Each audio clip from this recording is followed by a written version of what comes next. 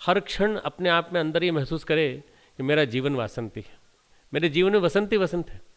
हम में से बहुत से लोग ऐसे अभागे हैं जो ऐसा सोचते हैं कि हमारे जीवन में तो ठंडक ही ठंडक है, हमारा जीवन किसी काम का ही नहीं है, बेकार है जीवन। हम लोग अपने आप को अवसाद की स्थिति में जबरदस्ती ले आते हैं। यदि हम गुरुदेव के चिंतन को ध्यान में रखें तो गुरुदेव का आध्यात्मिक जन्मदिवस हमारा प्रतिदिन का आध्यात्मिक जन्मदिवस बन जाए। ये आध्यात्मिक जन्मदिवस हमारे लिए प्रेरणा लेकर आता है, उत्साह की, नई उमंगों की, नूतन स्फूर्ति की, और हमेशा युवा बने रहने की भावना। हमेशा युवा, एक चिर यौवन की उमंगें कि जैसे हमारे गुरुदेव हमेशा युवा थे, युवा हैं और युवा रहेंगे, इसी तरह से हम भी हमेशा युवा हैं और युवा रहेंगे। अंदर से बाहर तक हमारे स्फूर्ति रहे, कोई भी बूढ़ा होने का नाम न ले, सभी हम जवान रहते रहते 21वीं सदी के उज्जवल भविष्य की ओर चले और युग निर्माण को अपने सामने, आंखों के सामने साकार होते देखें। ये यदि भावना रहेगी तो आज का ये वसंत पंचमी का पर्व मनाना आपका सार्थक रहेगा। इससे पहले 2, 2.5, 3 महीने ऐसे आते हैं जब वसंत पंचमी के पहले का हेमंत की ठिठुरन चालू हो जाती है। हेमंत ऋतु अपनी पूरी ऐसी चीज़ों को लेके आती है जिससे कि चारों तरफ कुहासा, सब जगह ठंडी ठंड, शरीर भी ऐसा लिपटा हुआ, 1 नहीं 2 नहीं 3 शॉल में लिपटा हुआ, स्वेटर लदे हुए शरीर के ऊपर, चेहरा देखो तो बिल्कुल ऐसा लग रहा कि जैसे मरा मरा सा। क्या बात है, ठंड बहुत है। तो ठंड तो बहुत है, पर अंदर से क्यों है? अंदर से गर्मी होनी चाहिए। बाहर तो ठंड है ही, मौसम ठंडा रहेगा, पर हमारे अंदर अगर गर्मी आ जाएगी तो हमारे अंदर का जो प्रेरणा बल है, प्राण बल है, शक्ति बल है, ओज बल है, तेज बल है, वो सब जाग करके हमसे बहुत सारे महत्वपूर्ण काम कराना चाहता है। गुरुदेव ने वसंत को प्रतीक बनाया।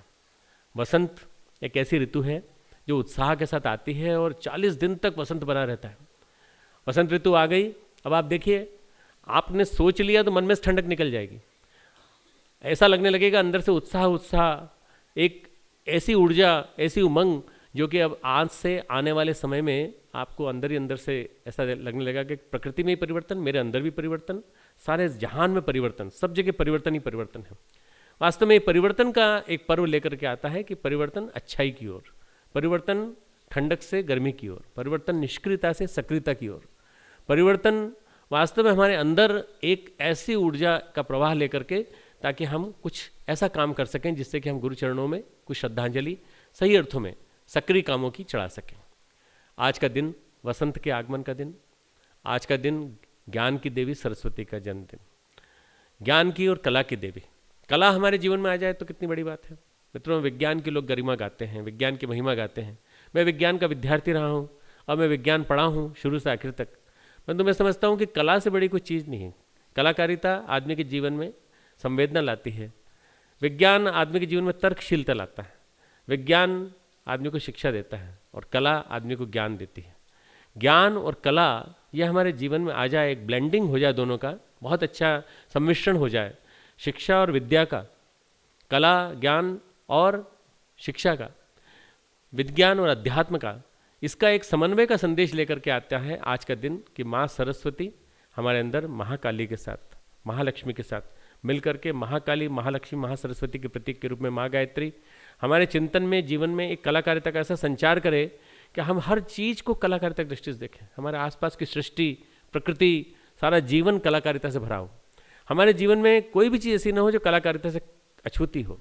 हमारी दृष्टि में कलाकारिता हो, हर चीज़ सुरुचि से पूर्ण हो, हर चीज़ इतने अच्छे तरीके से करें, चाहे हमारा परिवार ही संवारना हो, चाहे हमें परिवार को अच्छे संस्कार देना हो, कलाकारिता के ढंग से दें। विज्ञान के ढंग से देंगे तो डांट के देंगे, गुस्से में देंगे, और कला के ढंग से देंगे तो प्यार से देंगे, संवेदना के साथ देंगे। संवेदना से पूरित होकर के जो काम किया जाता है वो हमारी आज की जिस देवी का जन्मदिन है, कला की देवी सरस्वती का जन्मदिन। और कला की देवी सरस्वती हमें एक संदेश दे के आती है कि हमारे गुरुदेव हमारे बीच में किस रूप में आए। गुरुदेव चैतन्य रूप में आए, गुरुदेव ज्ञान शरीर के रूप में आए। आज का दिन परम पूज्य गुरुदेव के ज्ञान शरीर की पूजा करने का दिन है। मुझे 1990 की वसंत पंचमी याद आती। 1990 की वसंत पंचमी 30 जनवरी को आई थी मित्रों, और परम पूज्य गुरुदेव उस दिन प्रत्यक्ष शरीर के माध्यम से पहली अंतिम बार वंदनीय माता जी के साथ बैठे थे उस कक्ष में जहां उन्होंने आखिरी समय तक सबसे मिले। इससे पहले बहुत कम मिलते थे सूक्ष्मीकरण समय में, परंतु उस दिन सबसे मिले। और उस दिन जो गुरुदेव ने एक बात जो कही वो अपने आप में बड़ी महत्वपूर्ण है। गुरुदेव ने प्रवचन नहीं दिया, प्रवचन माता जी ने दिया। पर प्रवचन के पहले गुरुदेव ने जाते समय जो बात कही माता जी से कि देखो ध्यान रखना, मेरा ज्ञान शरीर ही जिंदा रहेगा, ज्ञान शरीर का प्रकाश जन जन के बीच में पहुंचना चाहिए। और तुम सबसे कहना, सब बच्चों से मेरे कहना कि मेरे ज्ञान शरीर को मेरे क्रांतिधर्मी साहित्य के रूप में जन जन तक पहुंचाने का प्रयास करें। मेरा ज्ञान शरीर, ज्ञान जिंदा रहेगा तो गुरु जिंदा रहेगा, और गुरु को यदि स्थापित करना है अपने घर में तो सबसे ज़्यादा जरूरी है उनके ज्ञान को जिंदा रखना, उनके ज्ञान को स्थापित करना। मित्रों, आप लोगों को लगता होगा कि डॉक्टर साहब लिखते हैं, डॉक्टर साहब से लिखाया जाता है, गुरुदेव लिखाते हैं, इसलिए डॉक्टर साहब इस बारे में बात कर रहे हैं। मित्रों, आप चाहे ग्रंथों के पन्ने पलट लीजिए, कहीं भी चले जाएं, आपको पता चलेगा कि सब लोगों ने इसी की महिमा गाई है, ज्ञान की महिमा गाई है। अगर आप सिख धर्म में देख लें तो गुरु गोविंद सिंह जी ने एक बात कही कि हमारे बाद ज्ञान जिंदा रहेगा। कौन से रूप में? गुरु ग्रंथ साहब के रूप में। गुरु ग्रंथ साहब की पूजा होती है, वहाँ कोई 10वें गुरु के बाद कोई 11वां गुरु नहीं है, कोई व्यक्ति गुरु नहीं है, वहाँ ज्ञान गुरु है। आज भी हम सब के लिए एक वानगी है कि परम पूज्य गुरुदेव के बाद कोई महंत परंपरा नहीं है। परम पूज्य गुरुदेव ने कहा हमारे बाद ज्ञान, ज्ञान यज्ञ के प्रतीक के रूप में जलती मशाल, ज्ञान के प्रतीक के रूप में हमारी किताबें, अखंड ज्योति पत्रिका, हमारा यही तो सब कुछ है जो गुरुदेव ने कहा कि इसी को स्थापित करना है, घर घर तक इसको ले जाना है, जन जन तक इसको ले जाना है। पतन में डूबे हुए व्यक्तियों को निकाल करके बाहर निकालना और पतन से उनका निवारण करना, यही सबसे बड़ी सेवा है। परम पूज्य गुरुदेव को यदि स्थापित करना है तो सबसे बड़ा काम हमको आज ये करना पड़ेगा मित्रों कि आज के दिन हम सब संकल्प लें कि हम गुरुदेव के ज्ञान शरीर को कितने कितने स्थानों तक पहुंचा सकते हैं। ज्ञान शरीर की जब बात आई तो मित्रों कुछ बातें कहने का मेरा मन कहता है। श्री अरविंद के आश्रम में बहुत सारे पढ़े लिखे लोग रहते थे, एक MD डॉक्टर भी थे उनके यहाँ, और भी ऐसे लोग थे जो उस जमाने में बड़े पढ़े लिखे माने जाते थे। परंतु एक अनपढ़ बिना पढ़ा आदमी, गंगाधरण नाम था उसका, तमिल भाषी था और उसको अंग्रेजी भी नहीं आती थी, कुछ भी नहीं आती थी, छिटपुट अंग्रेजी उसने आश्रम में आके सीखी। जब आया तो श्री माँ के पास आया, श्री माँ ने कहा तुम यहाँ क्या करोगे? बोले कुछ नहीं, हम वैसे रोटी खाएंगे तो रोटी खाने के बदले में हम काम जरूर करेंगे, हमको आता कुछ नहीं है पर हम सेवा करेंगे, आश्रम की सेवा करेंगे, आश्रम की सफाई करेंगे और इतना काम करेंगे कि आपको ऐसा नहीं लगेगा कि फालतू की रोटी खा रहा है। बहुत ही निर्मल उसका चिंतन था और उसने कहा कि हम भगवान मान करके आए हैं श्री अरविंद को और आपको। श्री अरविंद ने जो श्री माँ से कहा this chap is ready for our experiment, जो उन्होंने अपने श्री माँ से सामने कहा कि ये हमारे लिए तैयार है, अति चेतन के अवतरण के लिए सबसे बढ़िया अगर कोई हो सकता है तो ये माध्यम बन सकता है। ये श्री माँ और श्री अरविंद के बीच की चर्चा का विषय है। गंगाधरण को नहीं मालूम ये बात, बहुत कम उम्र में आए थे, 8-9 साल की उम्र में आए थे, सेवा करते रहे, आश्रम की सफाई करते रहे। लोगों ने कहा तुमने सावित्री पढ़ी? बोले हाँ, सावित्री तो नहीं पढ़ी पर सावित्री को बांध करके लाल कपड़े में बंद करके पूजा घर में रख रखा। तुमने लाइव डिवाइन पढ़ी? लाइव डिवाइन तो नहीं पढ़ी पर लाइव डिवाइन को हमने पूजा में रखा है, रोज उसकी पूजा करते हैं, रोज तिलक करते हैं और एक पुष्प चढ़ा देते हैं हम। मित्रों, आपको लगता होगा कि ऐसा भी कोई भक्त हो सकता है कि जिसको कि बिना पढ़े उसका ज्ञान हो जाए और उसके गुरु आके स्वयं उसको ज्ञान दें। गंगाधरण एक दिन बैठे हुए थे और उनकी उम्र हो गई करीब करीब 70-75 साल की, 14 साल की उम्र में आए थे। श्री माँ से बात करके आए थे कि माँ मुझे मालूम नहीं मुझे इन सब चीज़ों का ज्ञान हो पाएगा कि नहीं, परंतु मैंने यहाँ आकर के जो कुछ सीखा है वो सीखने के बाद मुझे ऐसा लगा है कि मैं माँ श्री अरविंद के सारे स्वरूप को समझने में सक्षम रहा हूँ और मैं कुछ करना चाहता हूँ, मैं लोगों को बताना चाहता हूँ कि मेरे गुरु कैसे थे। बैठे हुए थे अपने कक्ष में और कक्ष में बैठे बैठे एक बहुत दिव्य प्रकाश हो गया, जैसे अति चेतन अवतरित हो गया हो और अति चेतन उनकी सृष्टि उनके कक्ष में आ गई। श्री अरविंद अवतरित हुए सूक्ष्म शरीर से और श्री अरविंद उस समय नहीं थे, सशरीर नहीं थे, 1950 में शरीर छोड़ दिया था। उन्होंने कहा कि गंगाधरण आंखें खोलो, मैं आया हूँ तुम्हारे बीच में और लाइव डिवाइन और जो भी तुम पढ़ना चाहते हो वो सब ज्ञान तुम्हारे अंदर समाहित करके जा रहा हूँ। समाहित करके चले गए मित्रों और वो व्यक्ति गंगाधरण आगे चल करके लोगों को बताने लगा कि मेरे जीवन में कैसे गुरु आए थे। मैं स्वयं उस व्यक्ति से मिला हूँ और जीते जागते उस व्यक्ति से जब मिल के आया तो मुझे ऐसा लगा कि वास्तव में ऐसे व्यक्ति भी हैं जिन्होंने कि गुरु के ज्ञान को सब कुछ मान करके, भले ही पढ़ा ना हो क्योंकि वो पढ़ा लिखा नहीं था, अंग्रेजी नहीं जानता था, फ्रेंच नहीं जानता था, तमिल जानता था, पर उसने अपने गुरु के ज्ञान को सब कुछ मान करके उसकी पूजा की और वहीं उसने स्थापित कर लिया और पूजा के रूप में जो स्थापित कर लिया ज्ञान शरीर को, वही उसका सब कुछ हो गया। आज के दिन हम लोगों को एक संकल्प लेना है कि हमारे जीवन में क्रांतिधर्मी साहित्य, परम पूज्य गुरुदेव का गायत्री और यज्ञ संबंधी साहित्य, जो भी कुछ हम समझ सकते हो, हम लोगों ने 20 किताबें गायत्री यज्ञ संबंधी, 20 किताबें क्रांतिधर्मी, ये 40 किताबों के सेट बनाए हैं, जिनके कि हम लगभग भारत की सभी भाषाओं में अनुवाद करने जा रहे हैं। भारत की समस्त भाषाओं सहित विदेश की सभी भाषाओं में, जितनी भाषाएं हो सकती हैं, उन सभी भाषाओं में लगभग हमारा अंदाज है कि 200 या 250 भाषाओं में अनुवाद करके आने वाले 4 वर्षों में हम हर व्यक्ति के घर में इनको पहुंचाना चाहते हैं, ताकि हमारे गुरुदेव ज्ञान शरीर के माध्यम से हर घर में पहुंच जाए। और जिस घर में पहुंचेंगे उस घर में गुरुदेव का प्रकाश हो। जहाँ जहाँ जाएंगे वहाँ गुरुदेव की चेतना बोलेगी उनसे और कहेगी हमें पढ़ो। उनकी भाषा में पहुँच गए, तमिल में पहुँच गए, तेलुगु में पहुँच गए। आज जैसे आपने देखा तमिल की भाषा का वसीयत विरासत का अभी हमने विमोचन किया, इस तरह से हर घर में गुरुदेव पहुंच जाएंगे। तो ये 4 वर्षों का संकल्प हम ले रहे हैं कि परम पूज्य गुरुदेव के क्रांतिधर्मी चिंतन को, क्रांतिधर्मी चिंतन ऐसा महत्वपूर्ण चिंतन है मित्रों। गुरुदेव ने कहा एक बार, जो मेरी डायरी में मैंने लिखे हैं और कई बार मैंने सुनाया लोगों को, गुरुदेव ने कहा अभी तक हमने 1988 तक जो लिखा है वो लोगों को सूप पिलाया है। सूप पिलाते हैं, किस लिए पिलाते हैं आपको मालूम है ना? सूप पिलाते हैं ताकि भूख बढ़ जाए और उसके बाद खाना खिलाते हैं। अब भोजन तो अब करा रहे हैं जब 2 साल के अंदर जो लिखा है, असली काम तो अब हम कर रहे हैं जो क्रांतिधर्मी साहित्य के रूप में लिखा है। तो परिवर्तन के महान क्षण, सतयुग की वापसी, सृष्टा का परम प्रसाद, प्रखर प्रज्ञा, 21वीं सदी बनाम उज्जवल भविष्य, भाग 1 भाग 2, ये जो किताबें हैं, प्रतिभा परिष्कार भाग 1 भाग 2, 20 किताबें हैं टोटल। इन 20 किताबों को यदि आपने पढ़ लिया, एक एक लाइन में, एक एक पंक्ति में, एक एक शब्द में कुछ ऐसी बातें भरी पड़ी हैं कि आपको पढ़ने के बाद लगेगा कि सारे विश्व की समस्त समस्याओं का समाधान, 21वीं सदी की सारी समस्याओं का समाधान इसमें है। और सतयुग कैसा होगा, सतयुग आएगा तो किस तरह से स्थापित होगा सारे जमाने में, संसार में, ये सारा का सारा स्वरूप पूरा का पूरा दिखाई पड़ता है।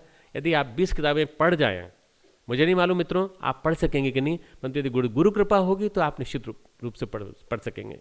ज्ञान मूलम गुरोर मूर्ति, पूजा मूलम गुरो पदम, मंत्र मूलम गुरोर वाक्यम, मोक्ष मूलम गुरु कृपा। ज्ञान के मूल हैं गुरु। अगर गुरु के ऊपर श्रद्धा होगी तो आपको एक एक पंक्ति समझ में आने लगेगी। आपको लगने लगेगा कि वास्तव में इस क्रांतिधर्मी साहित्य के माध्यम से मेरे चिंतन में, मेरे आसपास, मेरे समाज में, मेरे परिवार में, पूरे राष्ट्र में, पूरे विश्व में एक परिवर्तन की, एक वेला परिवर्तन का एक ऐसी बयार चल पड़ी है, वासंती बयार, जिससे ऐसा लगने लगा है कि कुछ न कुछ होने जा रहा है। ये जो समय है, ये समय बड़ा विशेष है। इस समय विशेष को पहचानिए और ये जानने की कोशिश कीजिए कि क्यों बात इतनी महत्व के साथ कही जा रही है। यदि हम गुरुदेव के साहित्य से रूबरू होते हैं तो हम गुरुदेव के जीवन को समझने का प्रयास करते हैं, गुरुदेव की अनुभूतियों से सराबोर होते हैं। अखंड ज्योति पत्रिका हम पढ़ते हैं, आपको लगता होगा अखंड ज्योति लिखी जाती है और गुरुदेव तो अब है नहीं, तो गुरुदेव की अखंड ज्योति कौन लिखता है?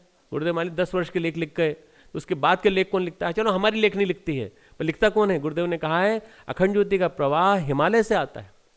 और भले ही हमारी उंगली चलती हो, जैसे आपने देखा होगा रिमोट चलता है तो कैसे चलता है, रिमोट गुरुदेव के हाथ में रहता है, हमारे हाथ में नहीं रहता।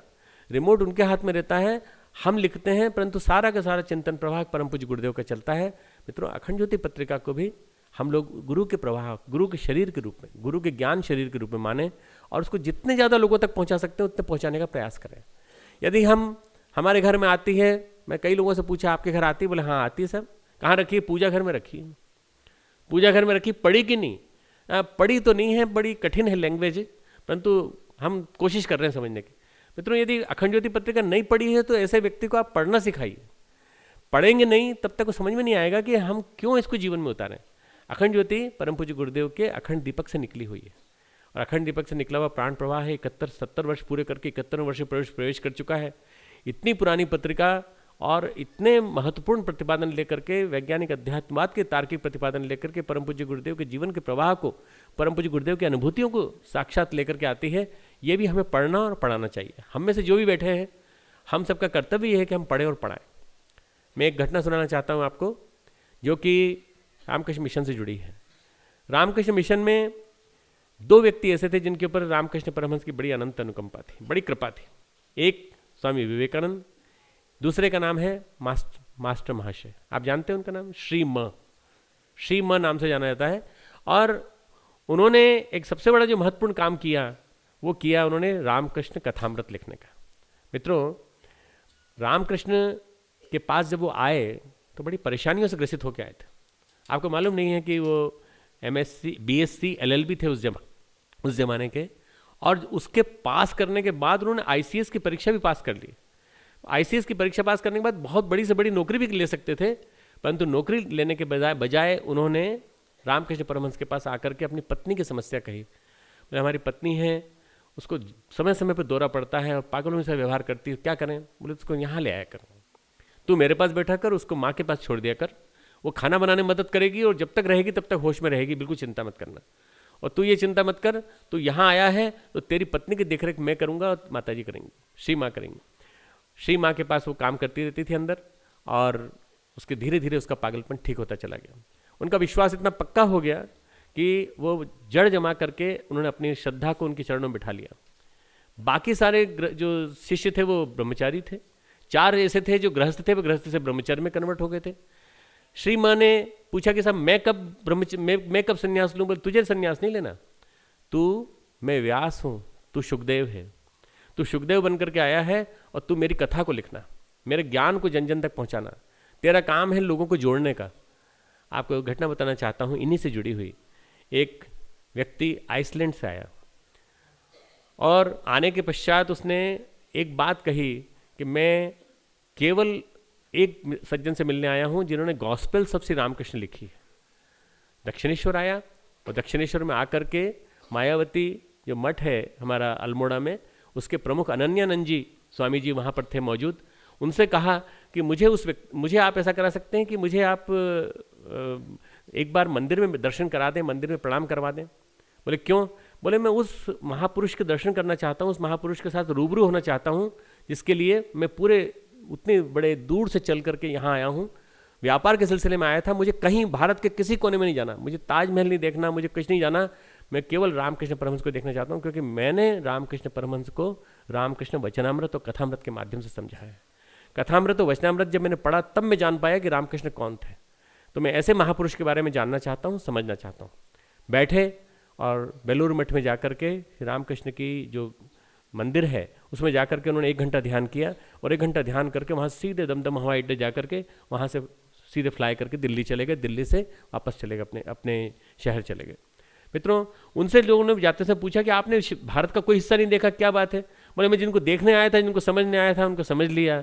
यही भारत के मूल है, यही भारत का तत्व है जो मैं देखने के लिए आया था। मेरे को इनके ज्ञान से मतलब था और उनका ज्ञान मेरे पास मेरे घर में रखा हुआ है।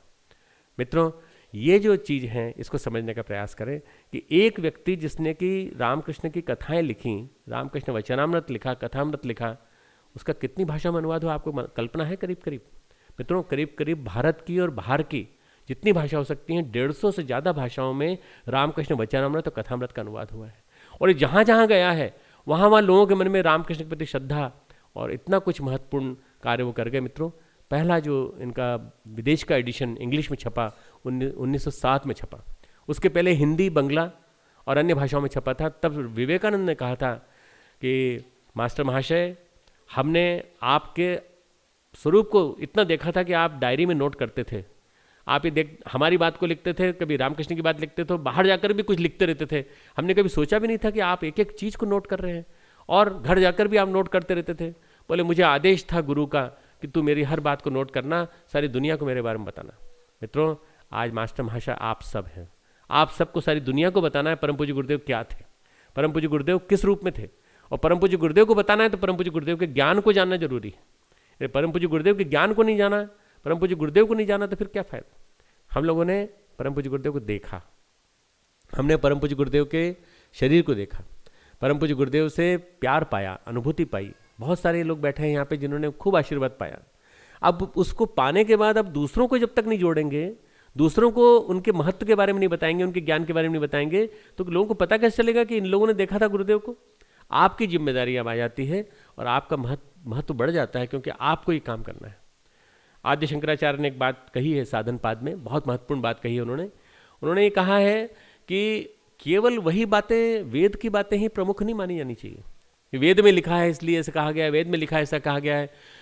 जो ऐसे आप्त पुरुष होते हैं, जो अवतारी चेतनाएं होती हैं, वो जो आती हैं, जो कह जाती हैं, वो वेद से भी महत्वपूर्ण होता है, क्योंकि युगानुकूल होता है, समयानुकूल होता है। इसलिए उनकी बातों को और ज़्यादा महत्व दिया जाना चाहिए और उनकी बातों को वेद समान मानना चाहिए, वेद समान महत्वपूर्ण मानना चाहिए।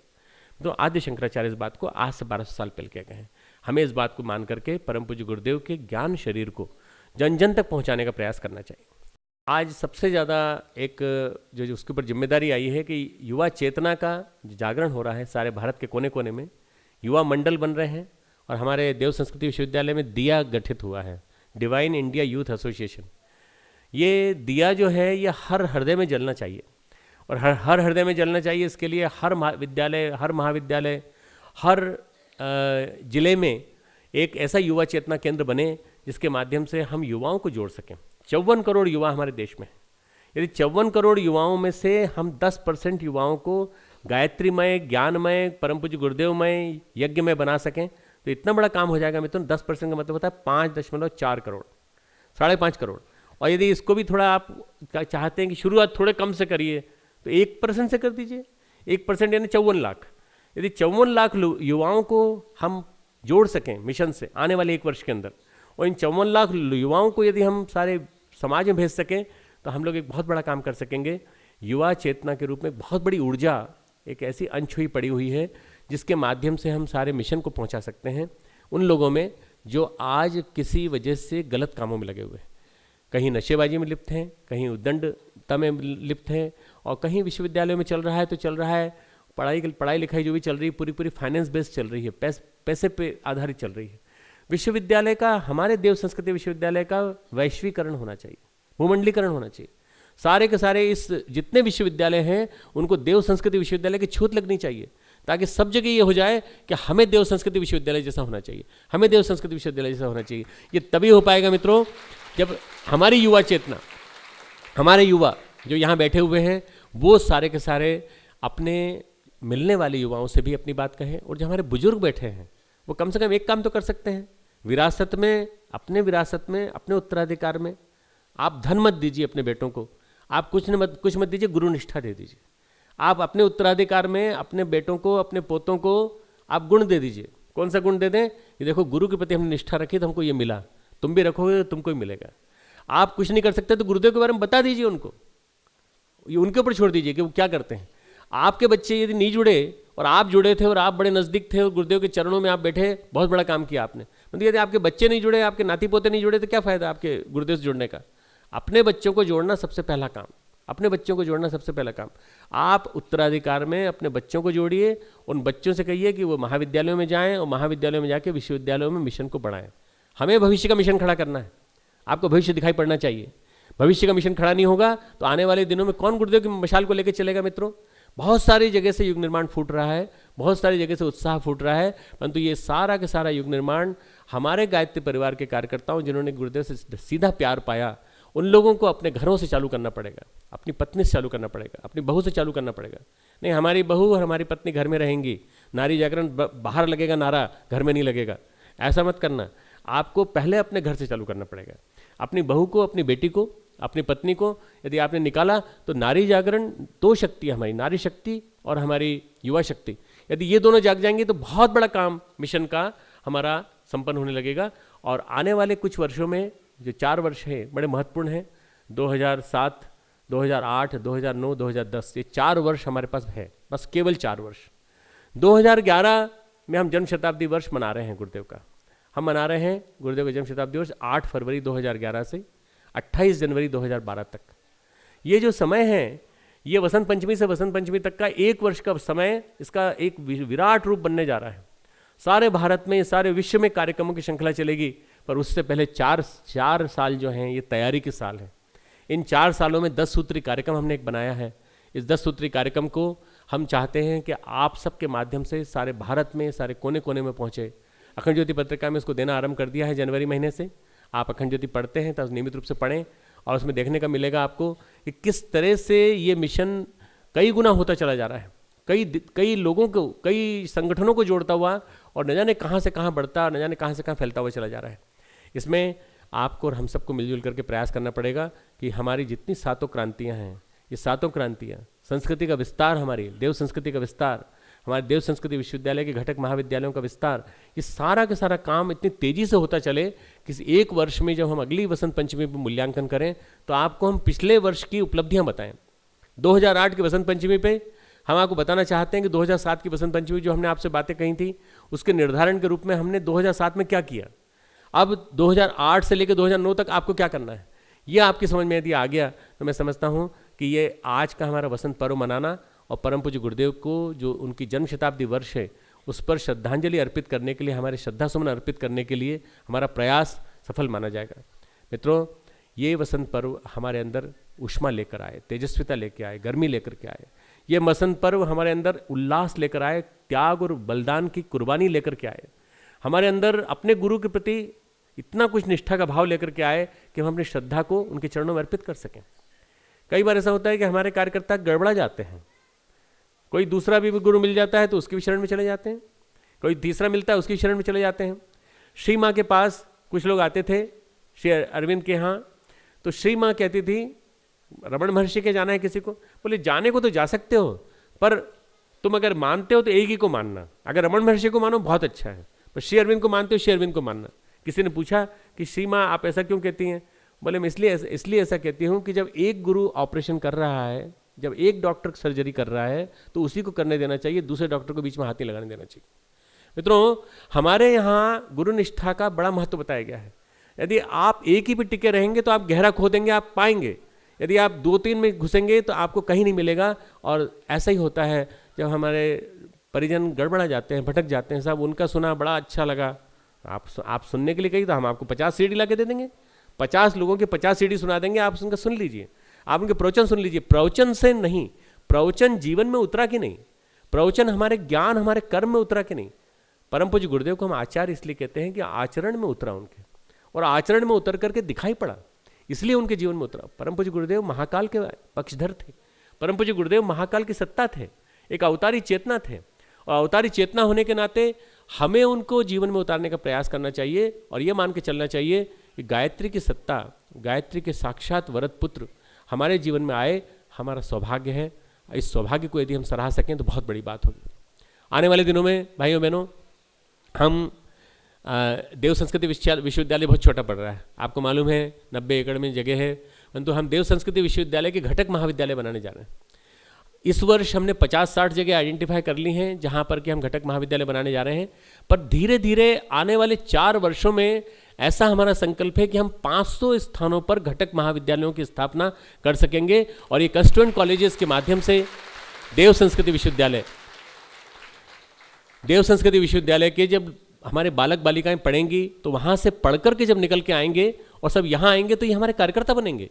बहुत सारे लोग ये समझते हैं कि डॉक्टर साहब उलझ गए हैं, किसी और काम में उलझ गए हैं, और क्या होगा, कैसे काम चलेगा। मित्रों, यही तो अगली पीढ़ी तैयार हो रही है, यही तो हमारे अगले मिशन के भावी मिशन के कर्णधार हैं, इन्हीं को हमें तैयार करना है। ये जहाँ जाएंगे वहाँ जा कर के मिशन की आधारशिला रखेंगे और परम पूज्य गुरुदेव के काम को आगे बढ़ाएंगे।